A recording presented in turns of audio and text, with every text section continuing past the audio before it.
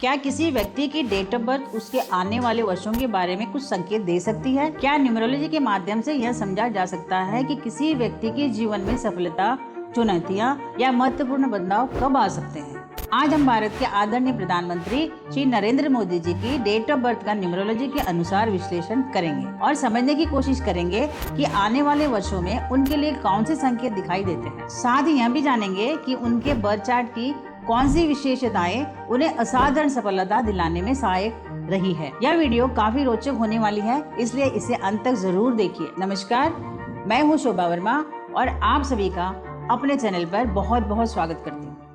आज हम न्यूमरोलॉजी के दृष्टिकोण से प्रधानमंत्री नरेंद्र मोदी जी की डेट ऑफ बर्थ का विश्लेषण करेंगे। यह न्यूमरोलॉजी आधारित अध्ययन है जिसका उद्देश्य बर्थ चार्ट के संकेतों को समझना है। तो चलिए शुरुआत करते हैं।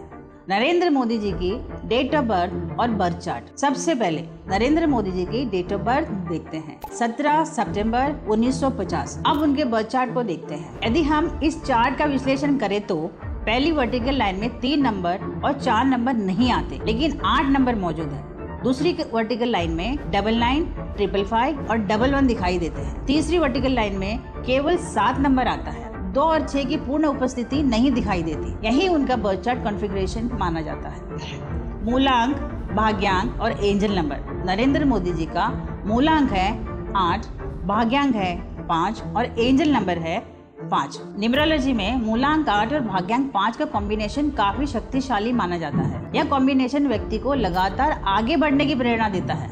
अब उनके नेम नंबर को भी देखते हैं। नरेंद्र का कुल योग 25 पे आता है। मोदी जी का कुल योग 16 पे आता है।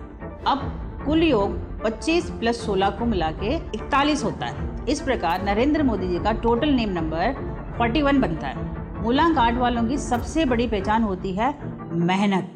ये लोग अत्यंत हार्ड वर्किंग होते हैं। इन्हें हठयोगी भी कहा जाता है। इनसे चाहे जितना भी काम करवा लीजिए, ये आसानी से थकते नहीं हैं। इनमें लगातार मेहनत करने की क्षमता होती है और यह गुण हम हमारे नरेंद्र मोदी जी के सार्वजनिक जीवन में भी देखते हैं। सक्सेस लाइन 951 की शक्ति।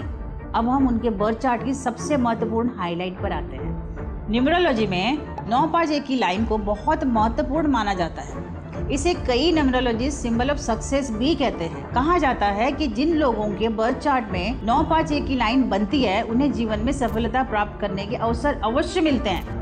यदि हम भारत और दुनिया के कई प्रसिद्ध व्यक्तियों के बर्थ चार्ट्स का अध्ययन करें तो ऐसे अनेक लोगों में यह लाइन देखने को मिलती है। उदाहरण के रूप में अक्सर सलमान खान, शाहरुख खान, नरेंद्र मोदी जी, श्री रविशंकर जी और बाबा रामदेव जी जैसे नामों का उल्लेख किया जाता है। इसी कारण इसे सक्सेस लाइन कहा जाता है। Fighter personality. इस प्रकार के लोग जीवन में फाइटर होते हैं। ये आसानी से हार नहीं मानते, कठिन परिस्थितियों में डटे रहते हैं। इनका स्वभाव संघर्ष करके आगे बढ़ने वाला होता है। कहावत भी है ना, हिम्मत करने वालों की कभी हार नहीं होती। लेकिन जीवन में ऐसे समय भी आते हैं जब परिस्थितियां चुनौतीपूर्ण हो जाती है और वही समय व्यक्ति की वास्तविक परीक्षा लेता है। 2026 का पर्सनल ईयर क्या कहता है? अब हम बात करते हैं आने वाले समय की। जैसे हम सब जानते हैं, नरेंद्र मोदी जी का डेट ऑफ बर्थ है 17 सितंबर 1950। अब बर्थ ईयर की जगह करंट ईयर 2026 रिप्लेस करेंगे। इस प्रकार 2026 का पर्सनल ईयर नंबर बनता है नंबर 9। नंबर 9 का प्रभाव। न्यूमरोलॉजी में नंबर 9 को मंगल का अंक भी माना जाता है। यह पर्सनल ईयर नंबर 9 आता है तो इसे कई लोग लाइफ ऑडिट पीरियड के रूप से भी देखते हैं। ऐसा समय जब व्यक्ति के कार्यों, निर्णयों और परिस्थितियों की गहन परीक्षा होती है।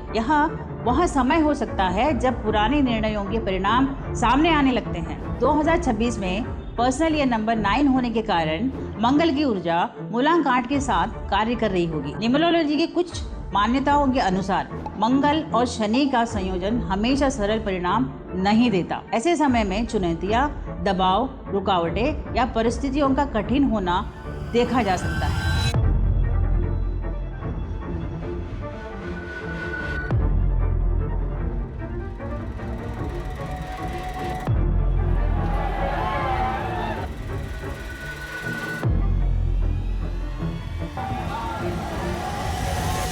इस दृष्टिकोण से 2026 के दौरान उनकी पॉपुलैरिटी, डिसीजन मेकिंग और पॉलिटिकल एनवायरनमेंट में कुछ हैसल्स और चैलेंजेस देखने को मिल सकते हैं।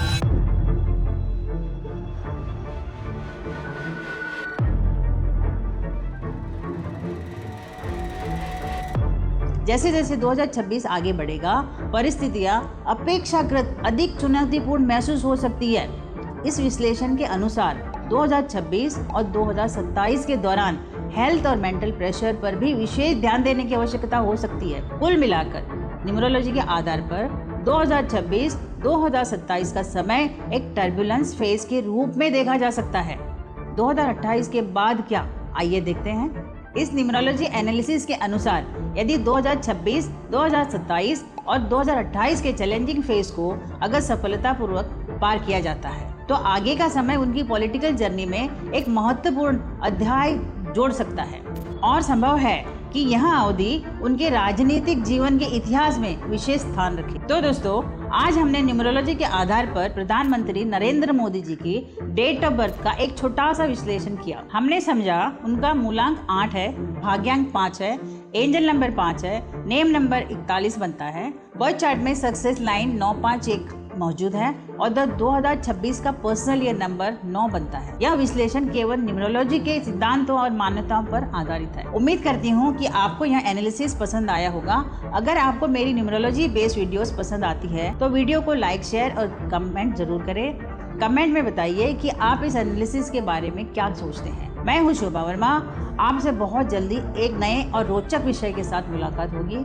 तब तक अपना ध्यान रखिए, स्वस्थ रहिए। धन्यवाद।